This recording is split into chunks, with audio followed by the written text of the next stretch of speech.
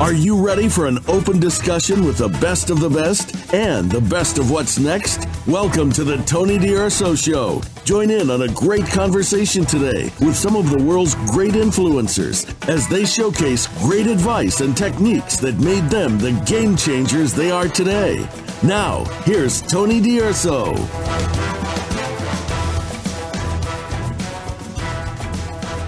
Welcome, I'm your host, Tony D'Urso. I interview elite entrepreneurs, people who are very successful in their industry. And I thank you for joining us. This show is dedicated to helping you turn your vision into reality. Today, we're going to discuss the value factor, actually, the values factor with Dr. John Demartini. Just wait till we get into this. It is absolutely amazing. I believe that this is going to be a life changer for you. I know I may have said this a few times, but just wait till you hear this. And what I want you to do, please, share this with your friends that you want to help. You have some friends that you think of during this interview, share this with them. Your friends, they will appreciate it. And if you like what I'm doing, please rate my show at tonydurso.com/review. And if you're watching this on video, would you kindly subscribe, like? On Rumble, you got to hit that plus sign and comment. I thank you kindly in advance. Now, we are going to discuss the values factor with Dr. John Demartini. Here's some information. For some of you may have read his books. You may know him. Excuse me. I misspoke. Many of you have read his books and know about him. And for those that probably would like to know a little bit more, he's a human behavior specialist. He's an international best-selling author, educator, and founder of the Demartini Institute, and he's the author of 40 books, which have been translated into 39 languages. Check this out. He's presented alongside Sir Richard Branson, Donald Trump, Stephen Covey, Deepak Chopra, Wayne Dyer, Steve Wozniak, and many others. And he's been a very welcome guest on Larry King Live, CNN, CNBC, The Tony D'Urso Show, and he's a contributor to Oprah magazine and hundreds of other magazines. Enough of that. Let's bring him on and find out more. Hi, Dr. Demartini. Welcome to the Tony D'Urso Show. Thank you for having me. Appreciate it. Thank you. The honor is mine completely. And we're all looking forward to learning more about the values factor. And what I'd like to do, please, is you have such a history. You've been through so much. I'd like to go back and follow your history a little bit, and perhaps you could fill us in on your backstory. Okay. Abbreviated version anyway. I was challenged as a child with learning. I ended up being told in my first grade by my first grade teacher that I'm afraid your son will never be able to read or write or communicate effectively or go very far in life or amount to much. I only made it through the school by the help of the smartest kids by asking questions. That worked till I was around 12. At 12, my parents moved from Houston, Texas to Richmond, Texas. We lived in a low socioeconomic area. There weren't any really smart kids to help me, and I ended up failing and dropping out of school. So I was a street kid really from 13, 14. And lived in California. I hitchhiked to California when I was 14 because that was the hippies' time. And then down to Mexico. And then at 15, I made it to Hawaii, and I wanted to ride big waves surfing. So I social climbed. I started out under a bridge, living under a bridge. Then I moved to a park bench, then to a bathroom, then to an abandoned car, to eventually a tent. And I rode big waves on the North Shore. And started making some progress in my life as a surfer. And then I nearly died at 17. And in the recovery of that, I was led to a class by a gentleman named Paul C. Bragg. And in one night, 1 hour, the man inspired me to believe that I could overcome my learning problems and someday become intelligent. I never thought I'd be, book savvy or read and things. I thought I would just be good at sports. Nothing against sports people, because many of them are very highly intelligent, but I could do physical activities, but that's about it. When I hit that experience that night, I had an epiphany. And I set out to try to overcome my learning problems. And I literally flew back, well, I hitchhiked from California, flew back to California, hitchhiked back to Texas, and started on a journey to try to overcome my learning problems. That led me to a GED, high school equivalency test, which I eventually passed, and tried to go back to school, which I failed initially. And then I had this epiphany one day when my mom told me that whether you become a great teacher or you go back and surf or whether you end up on the streets again, just to let you know that your father and I are going to love you no matter what. And when she said that, it awakened in me a determination that I was not going to let anything stop me from learning. And that day I went into my room and I got a dictionary out and I made a commitment to start memorizing 30 words a day in a dictionary. And with the help of my mom testing me on 30 words each night before I'd go to bed, I started growing my vocabulary and eventually figured out how to pass school. And then I went on and I was more determined than I think most of the other students. They were, just going to school because they were told they had to go to college. I really, really, really, really, really wanted to learn. And I went on to become a, neurotic reader once I learned how to. And I never stopped. And I started to draw attention because I started to excel then. And people started asking me questions and my teaching career started. And that was 48 and a half years ago. And it started in that little school and it went on into the city and then the state and the nation. And now I've been blessed to be able to speak in 154 countries to millions and millions of people. So I never gave up on my dream to learn how to overcome my learning problems. And I can't think of anything else I'd rather do but to learn and share. So I do that every day, pretty well 7 days a week. That is quite amazing. That epiphany you had, was this that you just wanted to learn, you wanted to succeed? And I kind of want to get into the purpose of, like, what was the reason for this? You just, because it was a stumbling block, or you saw more potential? What was behind all that? Paul Bragg was a very inspired man. He did an amazing thing. Many famous people were derived from him. And then when he spoke, he was just enthused about what he was saying. And he said that we have a body, we have a mind, and we have a soul. And the body must be directed by the mind, governing it, and the soul must be directing the mind. Now, the soul is really the state of authenticity inside the individual, I guess, not theological of the soul. But and he said that we need to set goals for ourselves, our family, our community, our city, our state, our nation, and our world and beyond for 100 to 120 years. Nobody ever told me that before. And he says that what we think about, what we visualize, what we affirm, what we feel, what we take actions on every day can become our reality. And if we work every single day in little steps towards big dreams, piggy banks can become biggie banks. And I never really got told that. I think I had a lot of loving people around me, but nobody really just said it in a way that just go bang. And that was the day I decided that I wanted to be educated. I wanted to learn to read and speak properly. I was going to a speech pathologist when I was 1.5 years old.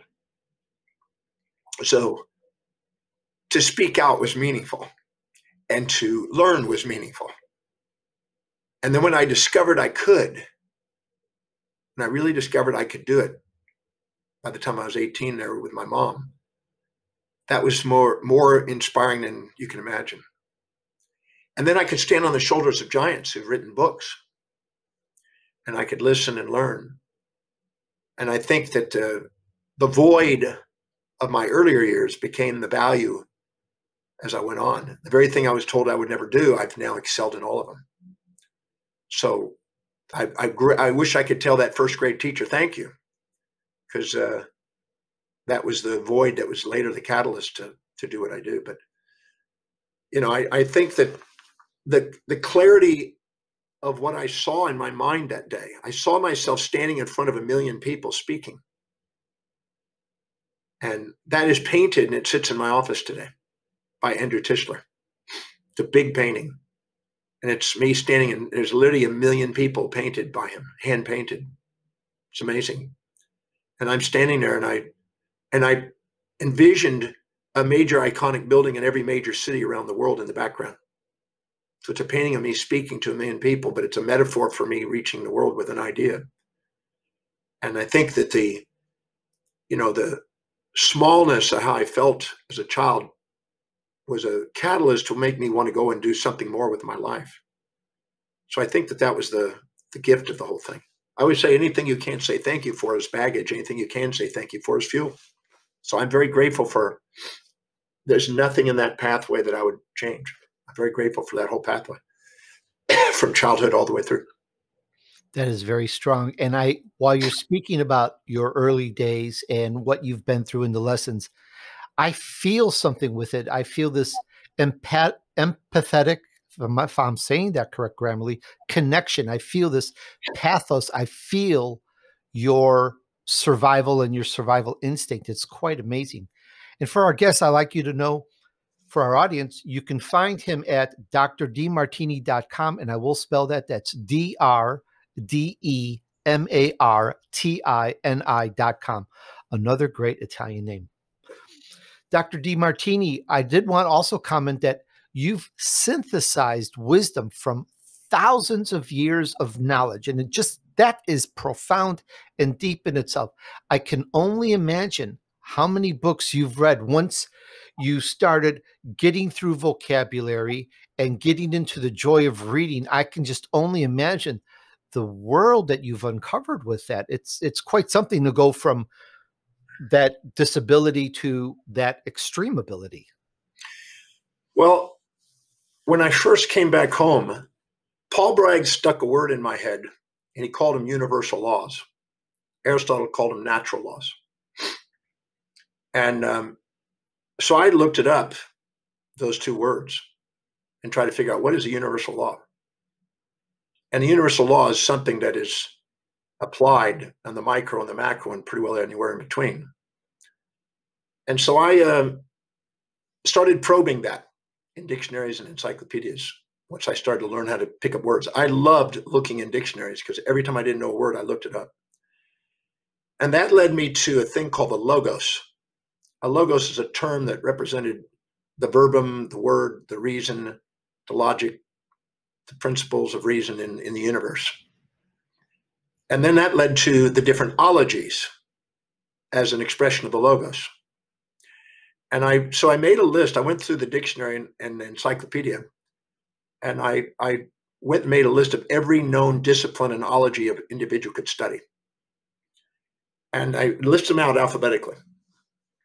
And then I said, okay, if I'm going to have knowledge that's universal, I want to find the common threads and the principles that apply in each of those disciplines.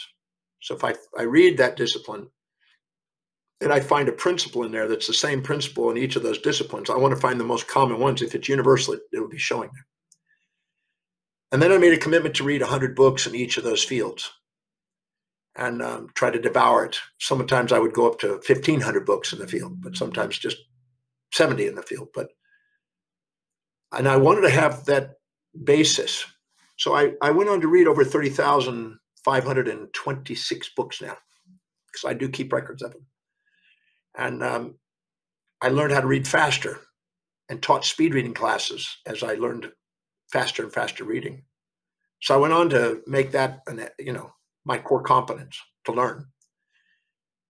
And there was certain principles that do stand the test of time that are in the disciplines that have different wording by different professors and teachers and philosophers and thinkers through the ages, but the core principles are still there. Like the law of the one to many, one of the most universal laws known. The law of the one to many says, from the one come the many, from the many come the one. Now in astrophysics, that's like radiation starts from a point source, one, and radiates out into infinite radii. And gravity starts from infinite radii and gravitates towards the center of mass. And so you go from one to many and many into one.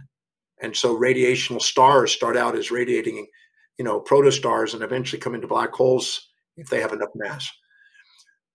we also see this law. And when you're dating somebody, when you're dating the many, you're wanting and looking for that special one. But once you get the one, you're wondering about the many. And when you're in sociology, if you have a monarchy, you'll eventually have very commonly a tyrant that'll eventually cause a revolution for the many. And if then you have a confusion of the many in a democracy, there'll be somebody that rises up out of the democracy to rule the one. And so this one and many principle is applied in every discipline so far that I've studied.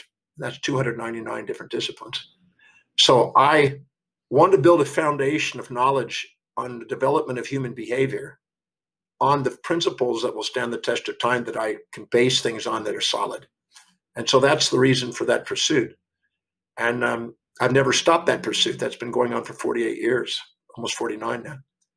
And I think that has allowed me to come up with ideas that may not be traditional or conventional, because sometimes specialists don't have interdisciplinary approach to things. And I think that allows me to see things that most people are not taking the time to look. So I'm grateful for that approach. People say, well, you got to specialize in one thing.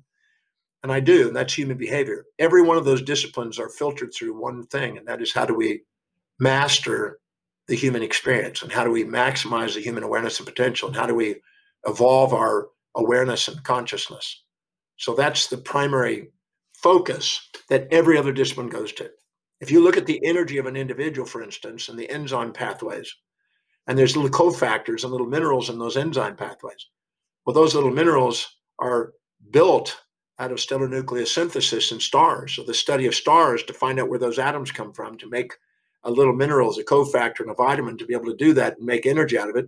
And the mitochondria, in order to give us energy, is an endosymbiote, which is an early bacteria. So if you look, the study of bacteriology and the study of astrophysics all relate to human behavior as far as I'm concerned. So I've woven all the disciplines around one thing, and that is, how do we maximize human potential on planet Earth? Absolutely astounding. And I can't get over how many books you've read. That is absolutely amazing. Now, let's kind of drill this down a little bit, please. We're talking about the values factor. And perhaps from there, let's start determining, because I've been through your site quite a bit, what our values are. That is so important. You talk about it. Perhaps we could start there on this. Yes. About 43 and a half years ago, I comprehended that why people say they want to do something and do it, and why some people say they want to do something and don't. For instance, I stood up in 2013 to about 5,000 people in South Africa with Richard Branson. And I asked, how many of you want to be financially independent? Every hand and leg went up. And then I said, it's interesting that 100 out of this whole room, 100% of the people have their hand up. It's a great question. And yet 1% make it. So I said, it's only 1% that make it to financial independence. And real fortune is even less, point kind of percent. And I said, well, what is it the difference? Why does everybody have the fantasy of doing it? Why is so few do it? And I explained to him that many people have the fantasy. And what I did is I gave them 60 seconds on a piece of paper. And I told them, I'm going to give you 10 million US dollars right now. And you have 60 seconds to write down what you're going to do with it. Right now, if you got $10 million, what would you do in 60 seconds? You have 60 seconds to quickly write the 10 things you would do with that money. And then I had them do it, and I said, go. In 60 seconds, they wrote 10 things they would do. And when I got through, I said, now hand it to the person next to you and calculate how much of that money was consumed, went to consumables that depreciated in value, and how much of that money went to asset building. And between 20 and 80% of that money in 60 seconds was eroded on depreciables. So most people have a fantasy of building financial independence, but they imagine it in their mind to be the lifestyle of the rich and famous, spending it on fancy cars and fancy boats and fancy this and fancy clothes and fancy travels and etc. So as long as they're a consumer mentality instead of an asset building mentality, the hierarchy of their values are going to dictate their financial destiny. So what they did is they really had a value on lifestyle, not a value on asset accumulation. And that's why they keep running into, more month at the end of their money than money at the end of their month. So I explained to them that the hierarchy of your values dictates your financial destiny. Unless we have a shift in values, we're not going to have a shift in finances, because you're going to make a decision in every moment about the way you spend your money according to what your values. Now, this isn't limited to economics. Every decision you make is based on what you believe will give you the greatest advantage or disadvantage at any moment in time to your values, your highest values. So tell me what you value and I'll tell you where you're headed, because your perception, decisions, and actions are going to be filtered through it. So that's why it's so important. The hierarchy of one's values is very crucial. And when I say that, that's another name for your hierarchy of priorities in life, or the things that are most to least important in your life. So whatever's highest on your value, you're going to be spontaneously inspired to act upon, that nobody has to remind you or motivate you or incentivize you to act. But whatever's lower, progressively lower on those values, will require greater extrinsic motivation to get you to act upon. So if you're not pursuing what's truly deeply meaningful and highest in priority in your life, you're not going to maximize your potential in life. So that's why values is a factor in achievement in life. We want to live by our highest values because that's what we do. Is that connected to our purpose? Is that something that motivates us, whether we're paid for it or not? Is that what drives us? Yes. This is not new. This has been written for at least 2,350 years almost. Aristotle said that the thing that was highest in the value, that thing that filled the most void, was the telos. And the telos was the end in mind, and all other values were means to an end. And the end in mind, the telos, which was the purpose, which he called entelechy, the purpose for all living organisms had that. And the very study, teleology, which is the study of meaning and purpose, was derived from that telos. So the very highest value is not only the most meaningful, the most inspiring, and the most fulfilling, but it is the most clear, articulative purpose that a human being can dedicate to at any moment in time. Now, the values can change in life. It's not set in stone. It's not like you have one destiny and it's by necessity and no contingencies. It's the idea that you have the capacity to evolve that and change that based on your experiences, because they're tweaking as you go through life. But whatever it is at that moment, finding out what that is going to give you the competitive advantage or comparative advantage. In Ricardo's economic laws, the thing that gives the competitive advantage not only to countries based on the values of the collective culture and the resources of the land, etc., but also the leader themselves, the individual, whatever their highest value is, that's where their competitive advantage or comparative advantage is. So mine is teaching. I love teaching. Out of everything that I do, that's the thing that I inspire to do most. And that's where I have my competitive advantage, because that's the second one in my life is to devour information. And so those two give me a competitive and comparative advantage to people in the field. Dr. Demartini, you have some must-do actions to help us empower our life? Well, on my website, drdemartini.com, there is a complimentary private value determination process that's 13 questions. Maybe going over those could be helpful now, and then if they want to take advantage of it, they can go to the site. If you ask somebody what their values are, they're going to tell you social cliches. They're going to tell you honesty and truth and peace and all the things that tradition and convention and the mores and the moral hypocrisies have imposed on people. But I have no interest in those social ideals. I'm interested in what is actually demonstrated in their life. I'm interested in what they actually do, not what they say, because that means nothing.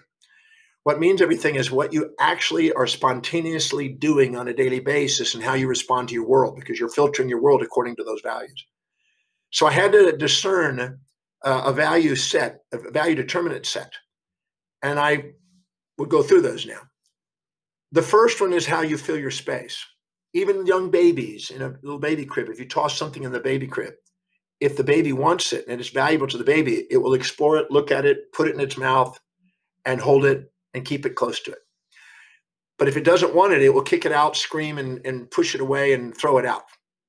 So even a baby, very young baby, automatically has a set of values, things it seeks and avoids. But we have that in our space. So space is the first determinant of an individual's values. Whatever you have in your intimate, which is 1.5 feet, and personal, which is about 4 feet, reach within your arms, a fathom's distance around you. whatever that is in there, what's the most common items you keep there most consistently, where you spend most of your time, that'll give you an idea what's valuable to you.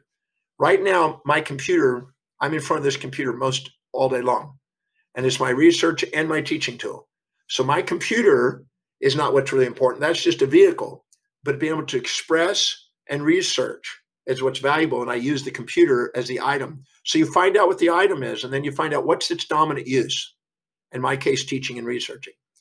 So you look at the top 3 things you fill your space with, and that is most consistently around you, and you be objective about it, not what you wish it would be, not what you think it should be, but what it actually is consistently, objectively. If we filmed you 24 hours a day for a month, what's sitting in your space most consistently? That's a great way of determining it. The second one is time. You find time, make time, spend time on things that are valuable to you. So look at what you spontaneously spend your time on, not out of duty, not out of what somebody else tells you, but what you literally spend your time on, that spontaneously spend your time on. Mine automatically, first thing in the morning, and once I get my shower and things, I'm back in my research or my teaching. So if I look carefully, there'll be a reiterated pattern between what you fill your space with and also how you spend your time. There's no doubt in my mind that I spend most of my time teaching, second most researching, and third traveling now on Zoom. If I now go to the next one, it's what energizes you. Your mitochondria print out ATP.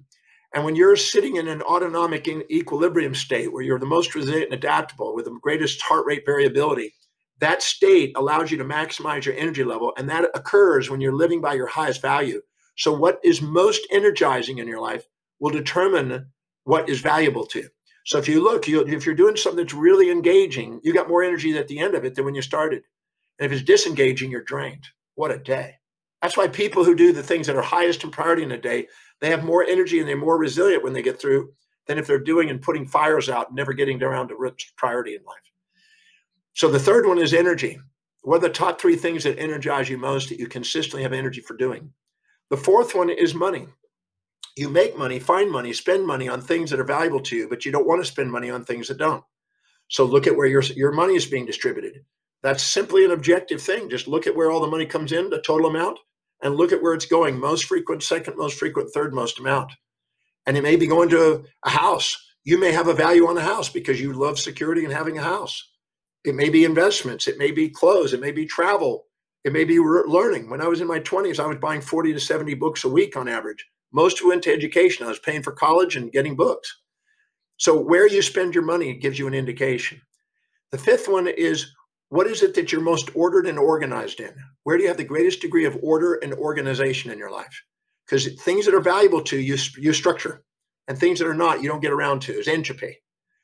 And so there's a higher degree of order in your highest values and a lot of degree of entropy and disorder in your lowest value. And what's entropy is nothing but missing information, according to Shannon. So things you don't want to even be aware of that's low on your values is where all the entropy is.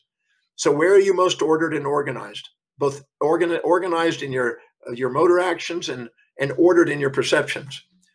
The next one is, where are you most disciplined? What is it you spontaneously do that nobody has to remind you to do that you actually love doing? And that's not hard to find if you just look honestly. But people are judging themselves to other people and comparing themselves to others and then denying what it is because they think it should be something else. But we're not here to live in the imperatives of other people that we put on pedestals. And we're here to be honest with ourselves about what's really important to us. The next one is, what are you thinking about? And the next one's, what are you visualizing about? And the next one is, what are you internally dialoguing with yourself about how you would love your life to be that's showing true evidence of coming true. Because many people have fantasies about what they want, but there's no evidence. Or they have evidence of something they don't want. But it's what you have that you would love to have happen in your life that you have evidence of showing, and there's progress being made. May not be complete fruition, but at least progress. And if you see in the pattern, now that you've got 6 plus 3, that's 9. When you go through them, you're going to see a pattern reiterate all the way down the line. And if there's no pattern, there's a lie in there. I've been doing this for 43 years. And I've watched people lie to themselves about what it is, thinking it should be.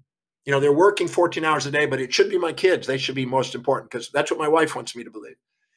But that's not what I'm interested in. I'm asking what it is that your life demonstrates, because that's what it is. That's where you're going to be congruent.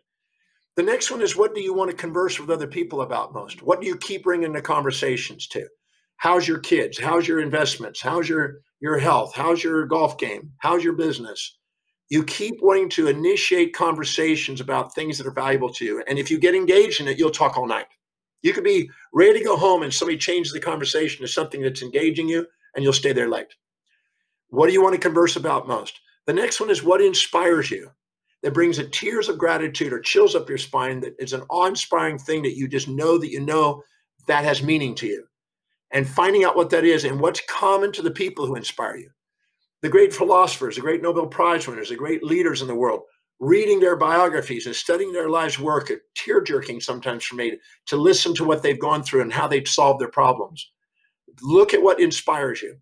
And the next one is, what is it the most consistent and persistent goals that you've had that you are absolutely moving forward on and making progress on, whether they're complete or not, because some of them may be long-term goals, but long-term, persistent, consistent goals that you don't let yourself down on, that you're making progress on and you're having come true.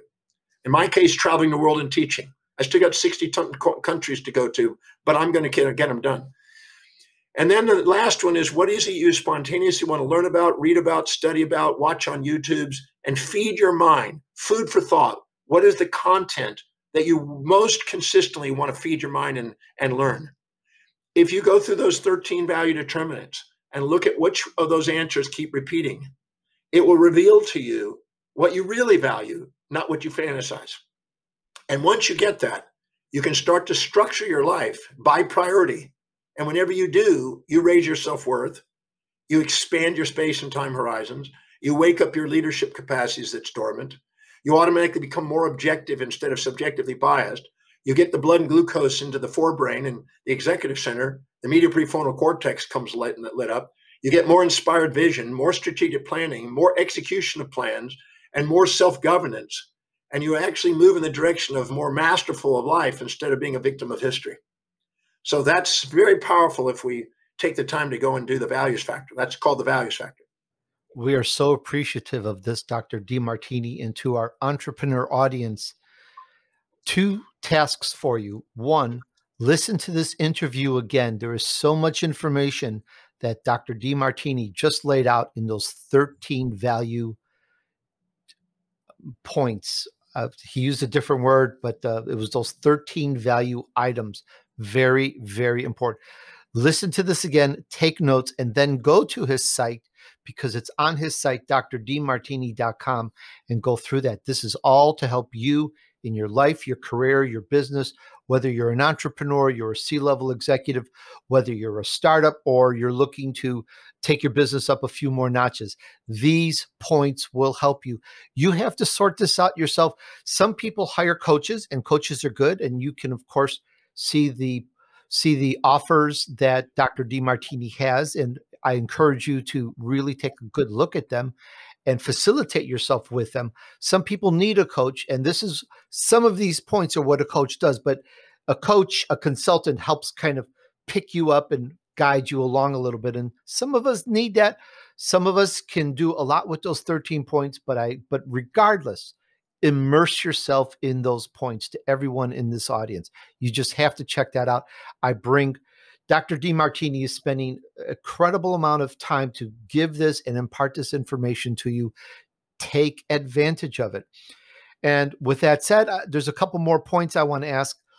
One thing on your site that I'd like you to clarify. Now, I haven't studied it and taken all your classes yet, but you said your underlying private voids, I'll say it again, your underlying private voids drive your overlying public values. Yes. If you perceive yourself not having money, you search for money. If you perceive yourself not having a relationship, you search for relationship. Perceive yourself not having friends, you search for friends. So what we perceive is most missing. It's a perceptual game, is what you fill. You want to fill. Fulfillment means filling full that which is perceived as empty. But what we found, something that was really eye-opening when I discovered this, and let me develop this, because this is something that if somebody really grasped this is really amazing.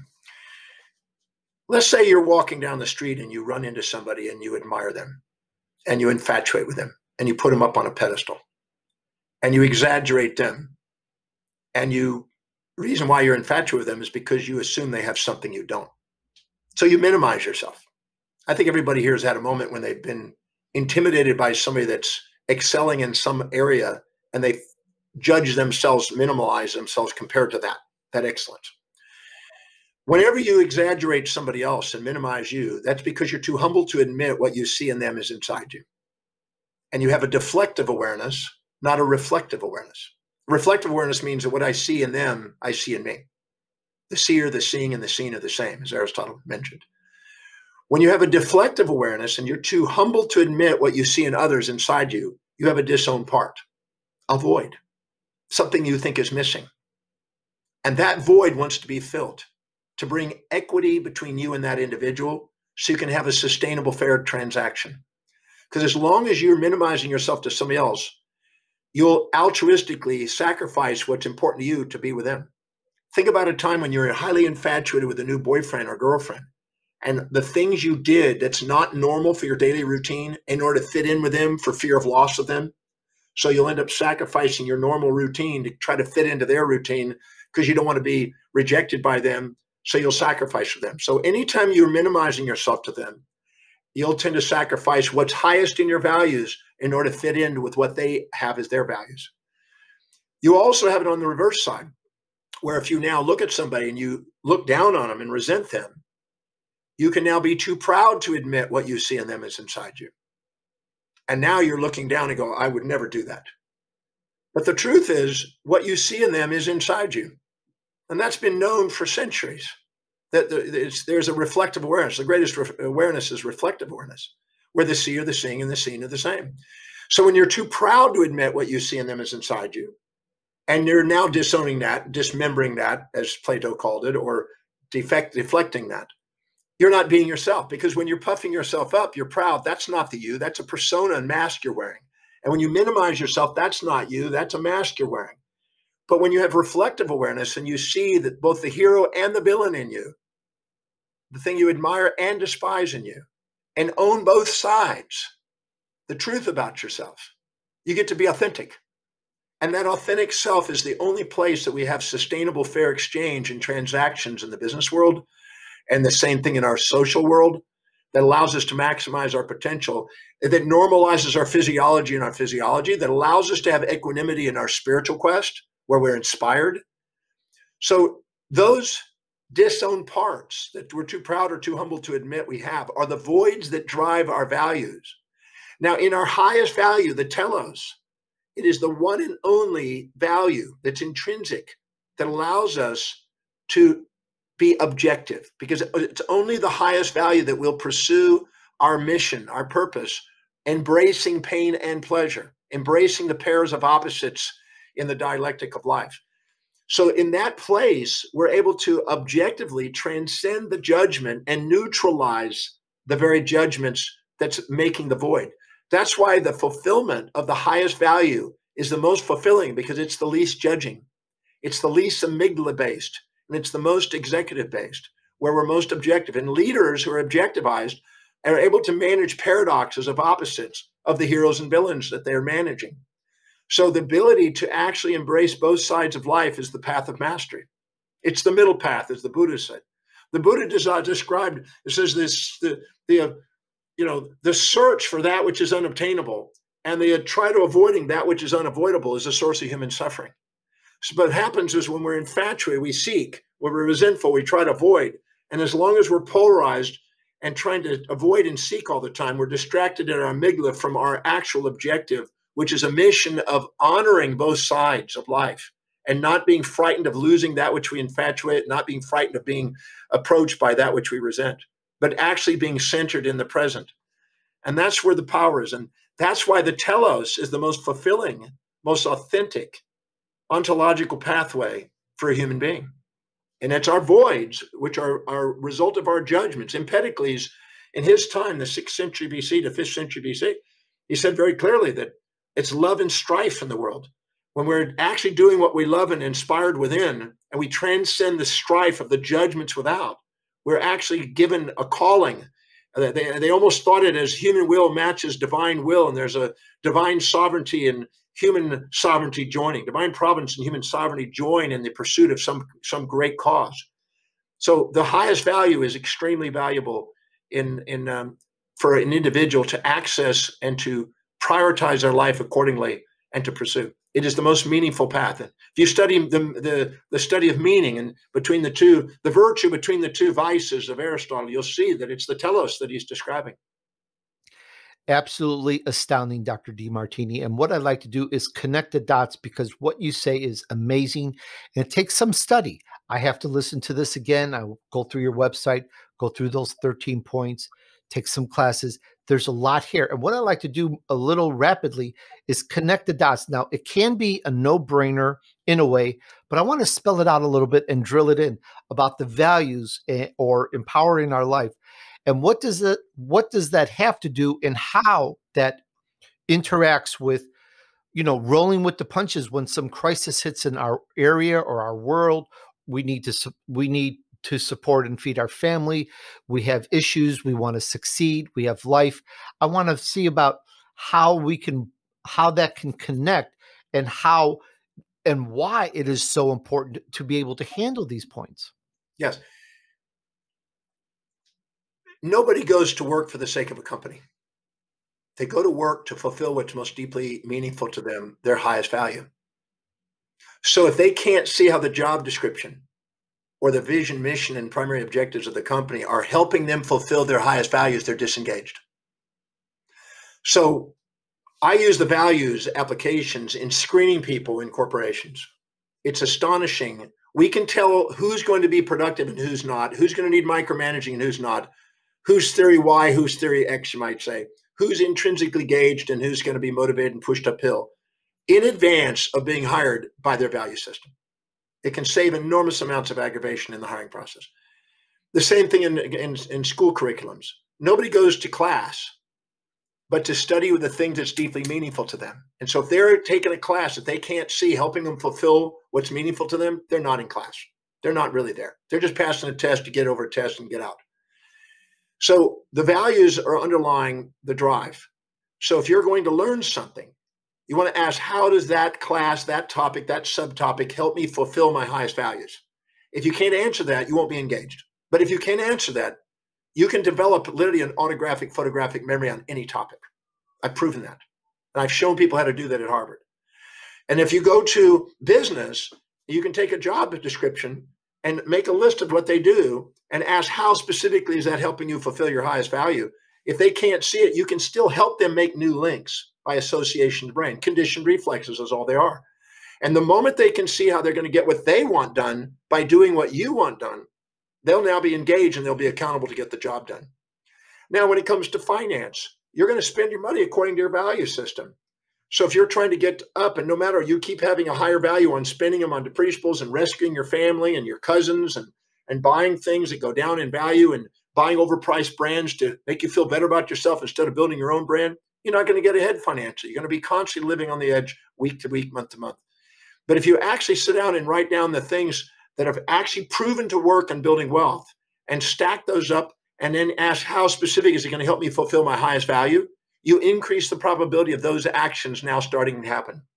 And if you do, you raise the value of wealth building on your life, because if you don't have your money working for you, you're going to be a slave working for it. And I try to teach people how to transcend that so they're not in survival. They're actually having, don't know who that is even.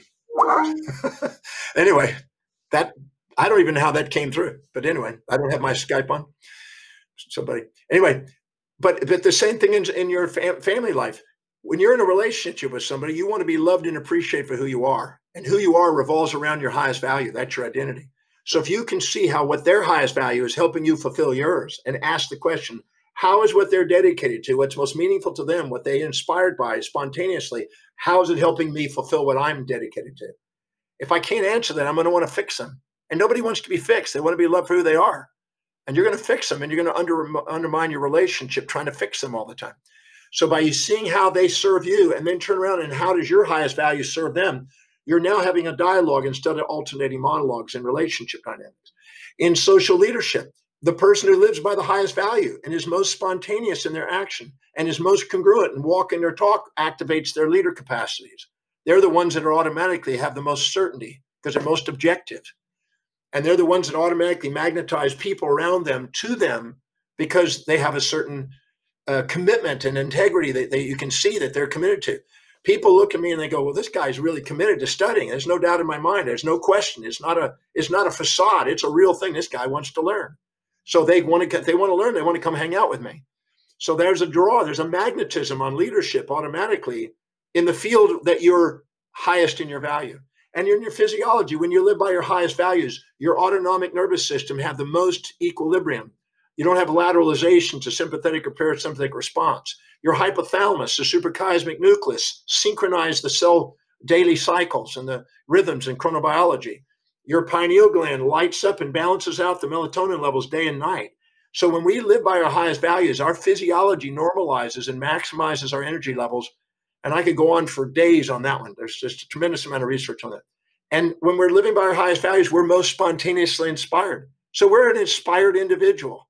And that's what our spiritual path is. Many people get caught in a religious structure that says, well, that's what spirituality is.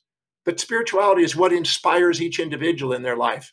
They can be a part of an organization or not. I mean, if a person loves climbing Mount Everest and that's what inspires them, that's their spiritual path. And so giving themselves permission to live by highest values and link everything to those highest values is where they have the most resilience. It is not what happens to us on the outside. It's how we perceive, what we decide, and how we act by priority that determines us in our destiny.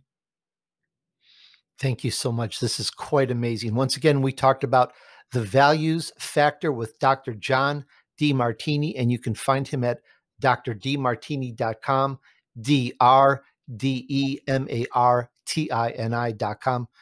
Dr. John Demartini, thank you so much for sharing with us today. We're going to definitely listen to this again. We're going to go to your site, check out what you have. There's information here to ponder and think with and put our values together and get this all going so that we can, in a way, be, I guess you could say, the best that we can be, or go on the path to being the best that we can be by what is really important to us.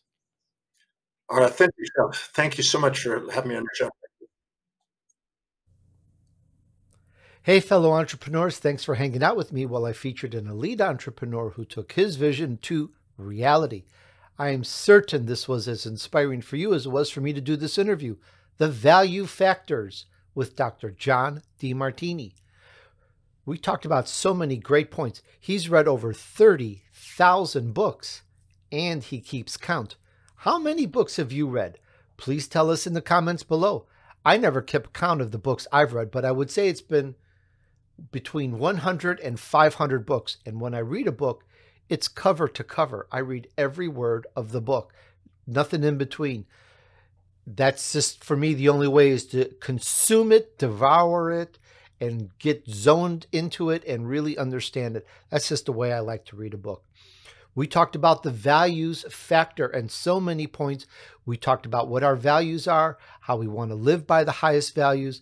We talked about some must-do actions to empower our life. He talked about and clarified the point that's on his website. Your underlying private voids drive your overlying public values. We talked about what is fulfillment. We talked about how to deal with crisis and why our values are so important when some event happens in society that we need to feed our family, we need to be successful, we need to grow. Why is it important? What's it all about? And we talked about the 13 points, the value factors. Really, really amazing. You got to go to drdemartini.com, check it out. It's all right there. Listen to this interview again and tell me below in the comments, what did you get? I'd love to know how you use this information to help you in your business or your career. Did this interview give you any ideas for your business? Did it stimulate you to take some new action? Please share and grab hold of your vision. Decide you're either going to start something great or take it to the next level. You have to decide first. It always starts with a decision. And you can get my vision map to help you along the process. The ebook is at TonyDurso.com. tonyDRSoShow.com/books. I created my empire, as I call it, a very sustainable business in just a few years with podcasting. I wrote up the vision map as my guide on how to do that, no matter what it is, not just podcasting, on any business. These are core fundamental points. I wrote it up for you so that you can do it too. And please consider supporting the show and give me a nice rating. Just go to TonyDRSO.com/review. And if you know someone whom you believe would be helped by this, would you please share? If you're watching this on Rumble, would you kindly subscribe, like, and comment, as well as, of course, share. I thank you kindly in advance. Let's help you move on your journey to success. Thanks, and remember, just take action. Success awaits those who persevere and remain steadfast despite the odds. Sow good seeds, do good deeds, and join me on the next episode of The Tony D'Urso Show.